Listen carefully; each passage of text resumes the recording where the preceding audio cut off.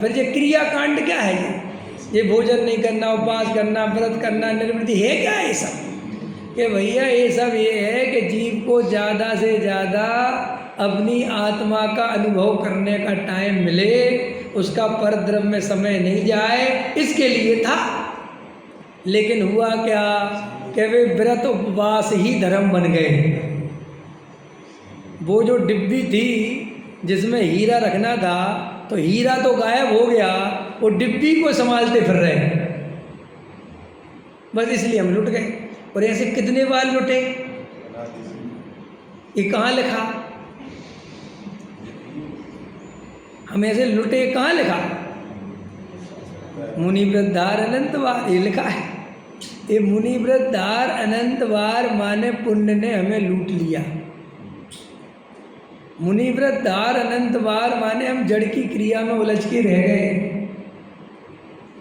11 अंग 9 पूर्व माने हम क्षयोपम ज्ञान बढ़ाने में उलझ के रह गए। जीव दो ही जगह तो अटका पड़ा है। सारे धर्मात्मा जो मिथ्या दृष्टि हैं, वे किस बात में अटके पड़े बेचारे?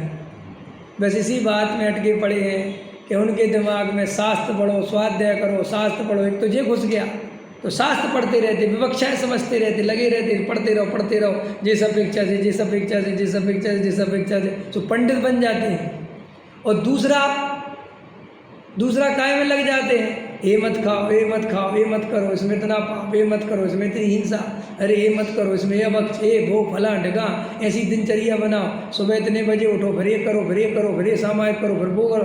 तो पूरा उसको एक सिस्टम में आ जाता है। और वो वेद ज्ञान करके मैं तो एक ज्ञायक तत्व हूँ, ये जो मात अनुभूति करनी थी, इससे वंचित रह जाता है और अनंत काल के लिए फिर घूम जाता है। ये पूरी हमारी संसार की और मोक्ष मार्ग की कहानी है, जो मैं अब सुना पाया। अब तुम्हें समझ में आया फंडा? ये बिल्कुल अच्छे समझ लो, इसके अलावा सब बकवास बात है। ये पुण्य बिल्कुल बकवास, 2 कौड़ी की चीज़ है पुण्य। क्यों साहब, क्यों है भाई? सिस्टम समझो। सादिक 2000 सागर के लिए निकले हो, और अगर ये अंतिम भव है तो क्या कर लेगा पुण्य? बताओ, क्या करेगा पुण्य? सादिक 2000 सागर बाद हम निगोद चले जाएंगे। इस शास्त्र में, आगम में लिखा कि नहीं लिखा? अगर हमने संवेदन नहीं लिया तो फिर क्या पुण्य के पीछे दौड़ना? क्या पुण्य की क्रियाओं के पीछे दौड़ना?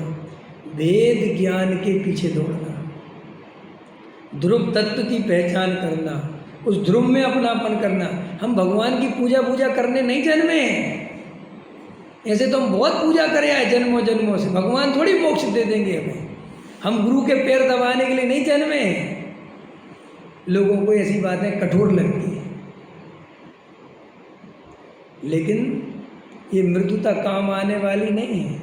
ये तुम्हारी सरलता काम आने वाली। कई लोग बड़े सरल होते, बड़े सरल होते, बड़े भावुक होते। हमारे गुरु जी, हम तो गुरु के चरणों में बिछ जाओ, कोई दम नहीं है, बिछ जाओ, अनंत बार बिछे, इस भाव में और बिछ जाओ। और श्रीमद जी ने बहुत महिमा लिखी गुरु की, बहुत महिमा लिखी। तो क्या करें, लिखी है तो गुरु से ज्ञान मिल गया, तत्व मिल गया, बस खत्म हो गई बात। गुरु के चरण पकड़ के नहीं बैठना जैन धर्म में। समझ में आया? हमारा तो गुरु वही है जो हमें आज़ादी दिखाता है। जाओ इधर से, आज़ाद, दूसरे को आने दो, जगह खाली करो। समझ में आया? तुम समझ गए? बाहर जाओ, खत्म। यहाँ पर एक बात बताओ, टीचर पहली क्लास पढ़ाता है, फिर जिन बच्चों को पहली क्लास पढ़ा देता है उनको वहीं रखना चाहता है? बोलो, क्या कहता है? अगर उस बच्चे का मोह हो जाए उस टीचर से और वो कहे सर हम तो आपको छोड़ के नहीं जा सकते, हमें तो पहली क्लास फिर से पढ़ना है, तो वो चपात मारेगा, पागल है? अरे पहली क्लास पढ़ाई तुझे इसलिए थी कि तू दूसरी में चला जाए।